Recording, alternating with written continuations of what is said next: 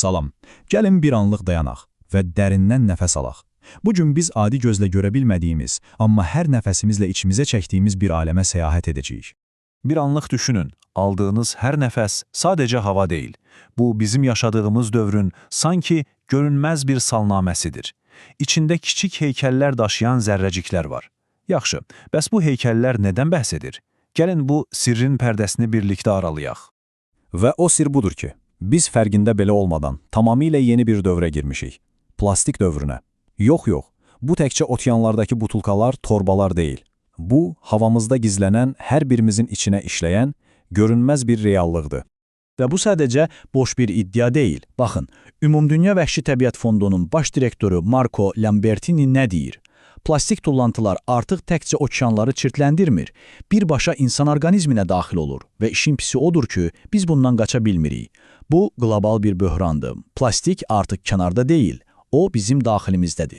Yaxşı, bəs bu necə olur? Bu zərrəciklər bədənimizə necə girir? Gördüyünüz kimi bir neçə yol var. Yediyimiz yeməklər, içdiyimiz su, amma ən birbaşa və ən çətin nəzarət edilən yol nəfəs yoludur. Bəli, nəfəs aldığımız hava bu görünməz işğalçılar üçün əsl magistral yola çevrilib. Və səhv başa düşməyin, bu sadəcə passiv bir varlıq deyil, bu aktiv, səssiz bir işğaldır və bunun çox ciddi nəticələri var. Bədənimiz fərqində olmasa da hər an bu işğala qarşı mübarizə aparır. İndi isə diqqətinizi bu rəqəmə cəmləyin. 106 min, bəli, 106 min. Böyük bir şəhərdə cəmi 2 saatlıq gəzinti zamanı yetkin bir insan təxminən bu qədər mikroplastik zərrəciyi içinə çəkə bilir. Bir düşünün, hər gəzinti əslində kiçik bir plastik fırtınasıdır. Amma bu 106 min hekayənin yalnız başlanğıcıdır. Əgər siz su mənbələrinə, yəni plastiğin bol olduğu yerlərə, məsələn dəniz kənarına yaxın yaşayırsınızsa, bu risk qat-qat artır. Hətta 10 dəfəyə qədər.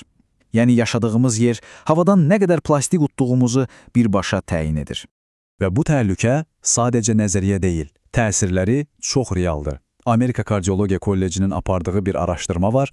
Orada bu sahilyanı ərazilərdə yaşayan insanlarda daha yüksək mikroplastik səviyyələri ilə yüksək təzyiq, insult və şəkərli diabet riskinin artması arasında birbaşa əlaqə olduğu ortaya çıxıb.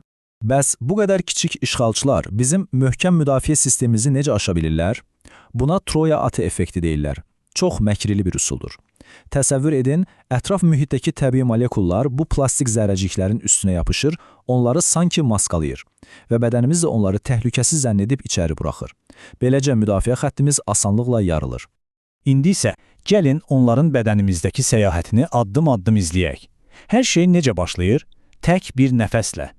Bu zərrəciklər tənəffüs yollarımızla bədənimizin ən qorunan, ən həssas sistemlərinə doğru yola çıxır. Və onların hədəfi bədənimizin ən vacib qalası, yəni beyindir. Onlar qan-beyin bariyeri deyilən bir səddi keçməyi bacarırlar. Bu bariyer, beyni zərərli maddələrdən qoruyan son dərəcə seçici, inanılmaz bir müdafiə sistemidir.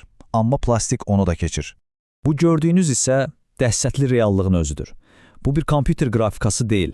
Bunlar insan beyni toxumasında tapılan real plastik zərrəciklərinin mikroskop altındakı şəkilləridir. Bəli, işğal artıq başa çatıb. Onlar bizim idarə etmə mərkəzimizdədirlər. Amma hekayə bununla da bitmir.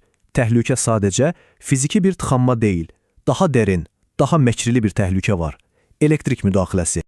Məsələ burasındadır ki, bu plastik zərrəciklərin statik bir elektrik yükü var və bu yük hüceyrələrimizin arasındakı o zərif elektrik siqnallarını pozur. Düşünün, sinir impulslarından tutmuş, ürəyimizin döyüntüsünə qədər hər şey bu siqnallardan asılıdır. Yəni plastik sanki bədənimizin daxili rabitə sisteminə səs-küy salır, xaos yaradır. Yaxşı, bəs bütün bunların sonu nə olacaq? Bu səssiz işğalın bədənimizdə qoyub gedəcəyi miras nədir? Bu, həqiqətən də üzərində dərin düşünməli olduğumuz bir sualdır. Faktlar isə göz qabağındadır və çox sərtdir. Yuxu arteriyalarında, yəni boyun damarlarında mikroplastik tapılan xəstələrin infarkt, insult və ya ölüm riski 4,5 dəfə daha yüksəkdir. 4,5 dəfə. Bu rəqəm bu kiçik zərrəciklərin əslində nə qədər ölümcül ola biləcəyini göstərir. Və unutmayın, onlar bədənimizdən sadəcə keçib getmir. Bu zərrəciklər içimizdə qalır. Genetik kodumuzu daşıyan DNT-mizə zərər verir, hüceyrələrimizin enerji stansiyaları olan mitoxondrilərin işini pozur. Bədənimiz onları təmizləyə bilmir. Beləliklə, onlar bizim daimi bir parçamıza çevrilirlər. Və bəlkə də ən narahat edici olanı budur ki, bu miras təkcə bizimlə qalmır. Bu zərrəciklər plasenta bariyerini də keçərək anadan körpəsinə ötürülür. Hələ dünyaya gəlməmiş nəsillərin sağlamlığını belə riskə atır. Təəccüblü deyil ki, tədqiqatçılar ona görünməz qatil deyirlər.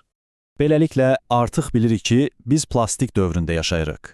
Bəs bu görünməz salnamə, bizim dövrümüzün bu silinməz izləri bizim bioloji gələcəyimizi, DNT-mizi necə yazacaq?